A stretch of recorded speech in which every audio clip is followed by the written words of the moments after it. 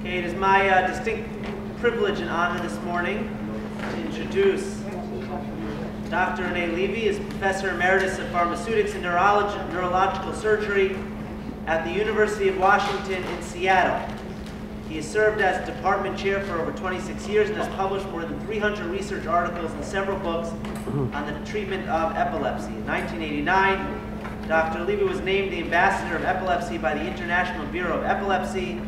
In 2007, he became a fellow of the American Association for the Advancement of Science. And in 2011, he received a Lifetime Achievement Award from the Epilepsy Foundation. Over the past few years, he has utilized his background to publish a new book titled Baseless Hatred, and for anyone who has read it, it is a fascinating book because it's written clearly from the perspective of a scientist. It's really a different way that most books on Jewish topics are written. It's from a more scientific analysis of the topic. It's a fascinating read. Without further ado, it is my privilege to introduce Dr. Renee Levy. Thank you, Rabbi Moskowitz.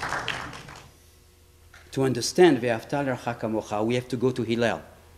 Hillel says that it means that which you hate, do not do to others.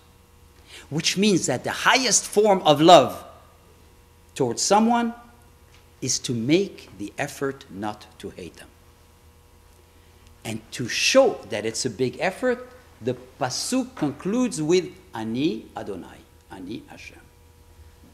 As Rashi says, it means Hashem, He's Ne'eman, He's reliable, okay? He will recompense, He gives reward, okay? Hashem knows what you're doing, and He will reward you. Now that we understand our pasuk, there are 5 aspects of hatred that make it baseless.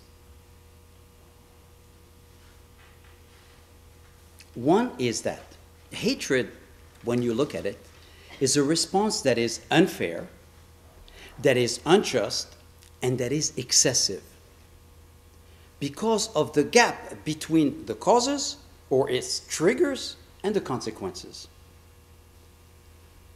Hatred is equivalent to you going to burn down your neighbor's house just because they allowed their dog to dirty your yard. That's unfair and that's excessive.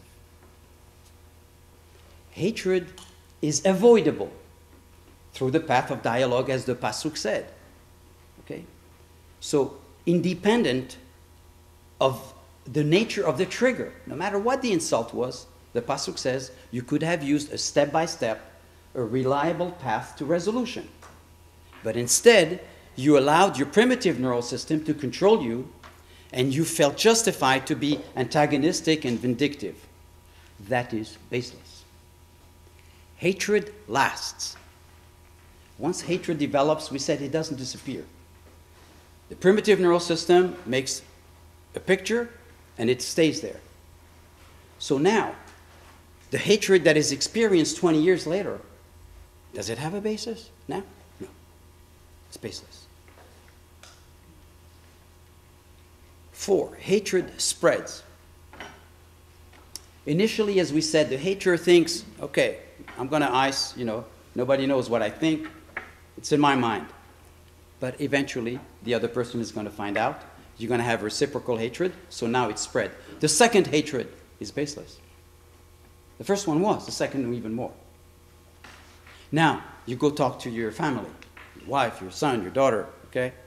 And now they're going to look at that person who made a comment on my dad. My dad is big.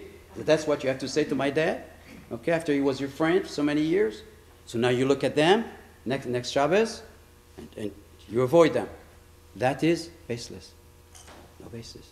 And nothing to do with you. So hatred spreads like a contagious disease. Just spreads. Okay? The 5th characteristic is the one that is specific to the Jews. Is that hatred destroys the national bond of mutual responsibility called arevut or arvut. In Israel, they call it arvut adatit.